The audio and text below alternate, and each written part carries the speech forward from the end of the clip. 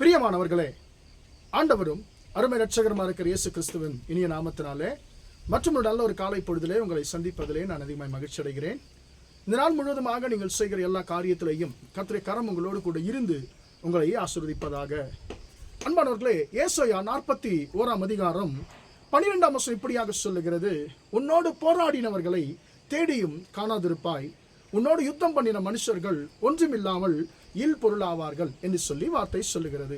எனக்கு அன்பானவர்களே, இன்றைக்கு நம்முடைய வாழ்க்கையிலே தினமும் நாம் ஒவ்வொருவரும் சந்தித்துக் கொண்டிருக்கிறதான 2 முக்கியமான விஷயங்களை குறித்து பரிசுத்த வேதாகம் நம்மோடு கூட பேசுகிறது. ஒன்று போராட்டம், 2வது யுத்தம்.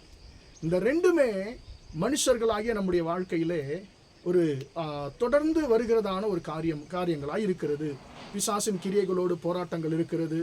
அன்பானவர்களே, அநேக பிரச்சனைகளோடு மனுஷர்கள் நமக்கு விரோதமாக யுத்தம் பண்ணுகிறார்கள்.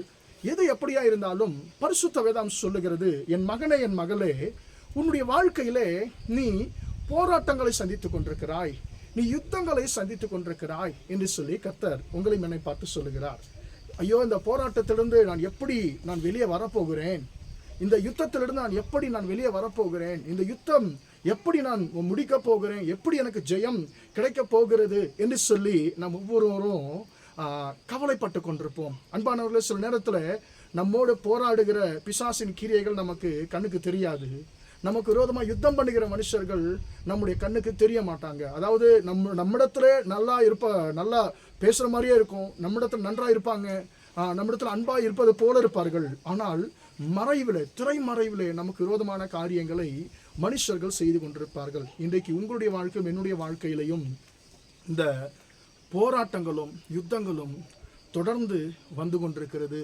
ஆண்டவரே, எனக்கு இந்த போராட்டத்தில், இந்த யுத்தத்தில் எனக்கு உதவி செய்கிறவர்கள் யாரும் இல்லை என்று சொல்லி நீங்களும் நானும் சில நேரத்தில் கலங்குவது உண்டு. பிரியமானவர்களே, அப்படிப்பட்ட சூழ்நிலையிலே இருக்கிற உங்களை பார்த்து கர்த்தர் சொல்லுகிறார், உன்னோடு போராடினவர்களை தேடியும் காணாதிருப்பாய், உன்னோடு யுத்தம் பண்ணின மனுஷர்கள் ஒன்றுமில்லாமல் பொருள், அதாவது இல்லாத ஒரு பொருளாய் அவர்கள் மாறுவார்கள் என்று சொல்லி வார்த்தை சொல்லுகிறது.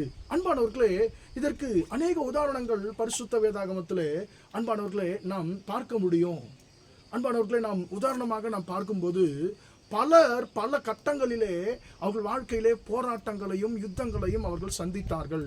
தாவீதுக்கு நீங்க பார்த்தீங்கன்னு சொன்னால் இந்த போராட்டங்களும் இருந்தது, யுத்தங்களும் இருந்தது. போராட்டம் யாரோட என்று சொல்லி நான் பார்க்கும் பொழுது சவுல் ராஜாவோட அவருக்கு பெரிய ஒரு போராட்டம் இருந்துகிட்டே இருந்தது. தன்னுடைய சொந்த மாமனாராகிய சவுல் ராஜாவோடு போராட்டங்கள் இருந்து கொண்டே இருந்தது. அவருடைய வாழ்க்கையிலே பாதி நாட்களை அவர் தன்னுடைய மாமனாருக்கு பயந்து ஓடுவதிலேயே அவர் செலவிட்டார்.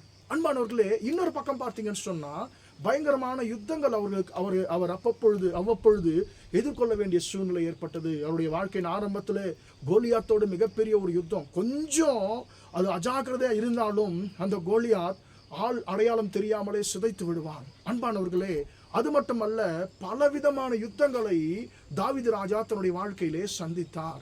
அன்பானவர்களே, ஆனால் வசனம் சொல்லுகிறது, கர்த்தர் தாவீதுக்கு அன்பானவர்களே பிசாசின் போராட்டத்தில் இருந்தும் ஜெயத்தை கொடுத்தார். அதாவது சவுலுக்குள்ளே கர்த்தராலே விடப்பட்ட பொல்லாத ஆவி இருந்தது என்று சொல்லி வசனம் சொல்லுகிறது.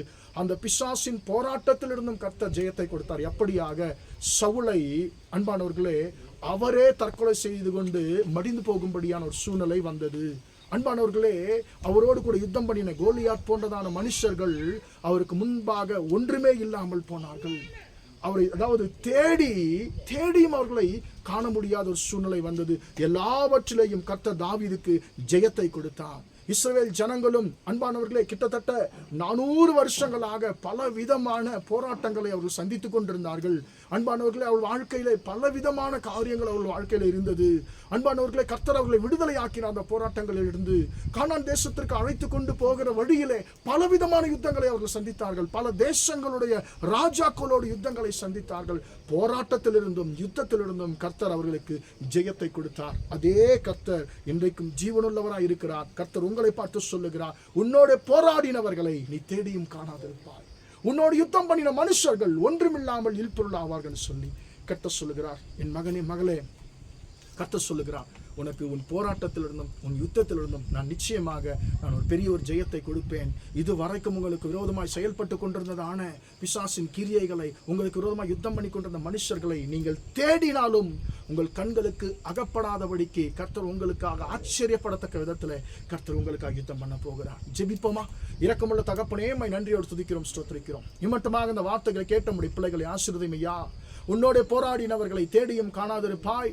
உன்னோடு யுத்தம் பண்ணின மனுஷர்கள் ஒன்றுமில்லாமல் இல்பொருள் ஆவார் என்ற வார்த்தையின்படி ஆண்டவரே, அப்பா உம்முடைய பிள்ளைகளுக்கு விரோதமாய் ஆண்டவரை போராடுகிற பிசாசின் கிரியைகள், உம்முடைய பிள்ளைகளுக்கு விரோதமாய் யுத்தம் பண்ணுகிற ஆண்டவரை மனுஷனுடைய ஆண்டவரை கிரியைகள் எல்லாம் இயேசுவின் நாமத்தினாலே அழிக்கப்படுவதாக என்று சொல்லி ஜெபிக்கிறேன். தகப்பனே, உம்முடைய பிள்ளைகளை ஆண்டவரை போராட்டத்திலிருந்தும் யுத்தங்களிலிருந்து விடுதலையாக்கி உம்முடைய பிள்ளைகளை கர்த்தர் இளைப்பாற பண்ணும்படியாக ஜெபிக்கிறேன்.